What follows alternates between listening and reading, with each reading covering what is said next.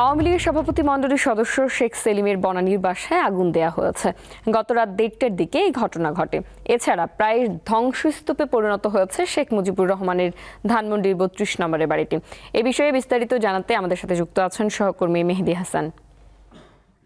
মেহেদি, আপনি তো একটু আগেই বনানীর শেখ সেলিমের বাসা থেকে ঘুরে এসেছেন, সেখানকার চিত্র কেমন দেখলেন এবং 32 নম্বরের অবস্থা নিয়েও আমাদের জানাবেন।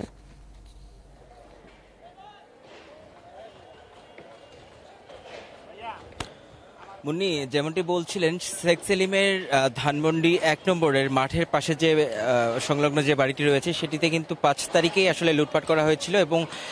বাড়িটি আজকে বলতে গতকাল রাতে গেট ভেঙে ভেতরে প্রবেশ করে অবশিষ্ট যা ছিল তা ভাঙচুর করে আমরা উপরের একদম সব 4 তলার যে ফ্লোরটি ছিল সেই ফ্লোরে কিন্তু আসলে দেখেছি যে ভাঙচুর করে আগুন জ্বালিয়ে দেওয়া হয়েছে এবং অবশিষ্ট যা ছিল তা কিন্তু লুটপাট করে নিয়ে যায়। তা বেশিরভাগই আমরা দেখেছি উপরের ফ্লোরটাতে আগুন জ্বালিয়ে দিয়ে তা ধ্বংসস্তূপে পরিণত করা হয়েছে এবং নিচের ফ্লোরগুলোতে আমরা দেখেছি যে তার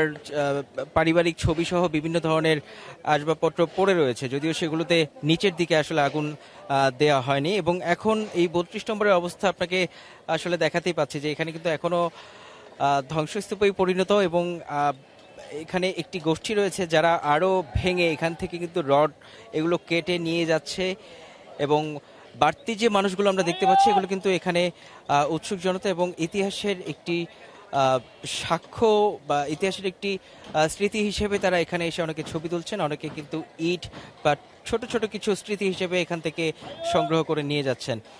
এবং গত পরশুদিন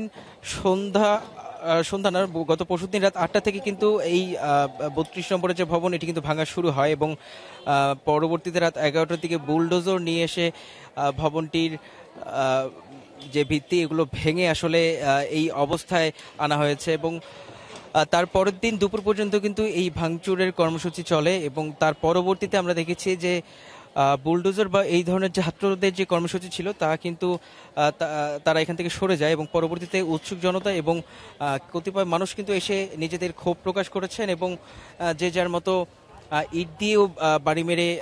পরবর্তীতে ভাঙার চেষ্টা করেছেন। এবং গতকালকে থেকে কিন্তু আমরা দেখেছি এই যে এখন যা দেখছেন আসলে যে বিভিন্ন লোক কিন্তু এখানে এই ভিত্তিগুলো ভেঙে ভেতর থেকে রডগুলো আসলে নিয়ে যাওয়ার চেষ্টা করছে এবং শুধু রড না, বাসার ভিতরে বিক্রি করার মতো যে ধরনের জিনিসপত্রগুলো রয়েছে সেগুলো কিন্তু এখান থেকে ভেঙে নিয়ে যাচ্ছেন এবং তারা কিন্তু আসলে ঝুঁকির সাথেই এই কাজগুলো করছে, এমনভাবে দাঁড়িয়ে রয়েছেন যে কোনো মুহূর্তে কিন্তু উপর থেকে এগুলো ভেঙে পড়তে পারে মাথার উপরে, এরকম একটি সংখ্যাও কিন্তু রয়েছে। তার উপরে কিন্তু তারা এখানে দাঁড়িয়ে দেখতেই পাচ্ছেন কিভাবে করে এগুলো ভেঙে এই রডগুলো বের করে আসলে নিয়ে যাওয়ার চেষ্টা করছেন। এবং এখন পর্যন্ত আমরা 32 নম্বরের চারিদিকে কিন্তু আসলে দেখছি উৎসুক জনতার ভিড়। এখানে কিন্তু এখনো প্রচুর মানুষ আসছেন, অনেকেই ছবি তুলছেন, অনেক নারী শিশু সহ বিভিন্ন বয়সের মানুষ কিন্তু আমরা এখানে আজকেও লক্ষ্য করতে পারছি। এবং আমরা কয়েকজনের সাথে কথা বলেছি, অনেকে কিন্তু বলছেন যে এই শেখ হাসিনার আমলে যে ফ্যাসিবাদ বা যেই কর্মকাণ্ডগুলো করা হয়েছিল তারই বহিঃপ্রকাশ হয়েছে এই 32 নম্বরের ভবন ভাঙচুর করে এবং তারা এখানে আসলে একটি সাক্ষী হতেই এসেছেন এবং এমনটাও বলছেন যে ভবিষ্যতে যদি কোনো রাজনৈতিক দল এই ধরনের ফ্যাসিবাদী আচরণ করে তবে তারাও যেন এই 32 নম্বরের ভবন দেখে শিক্ষা গ্রহণ করে, যেন ভবিষ্যতে আর কোনো ফ্যাসিবাদ মাথা উঁচু করে দাঁড়াতে না পারে এবং দেশের জনগণের সম্পদ ধ্বংসে কেউ যদি লিপ্ত হয় তারা কিন্তু এই ধরনের একটি প্রামাণ্য চিত্রই দেখাচ্ছে যে এটিও ভবিষ্যতে তাদের হতে পারে। তো এই দিক থেকে আসলে বড় রাজনৈতিক দলগুলোকে সচেতন করার পাশাপাশি আসলে কিন্তু এই অবস্থায় আসলে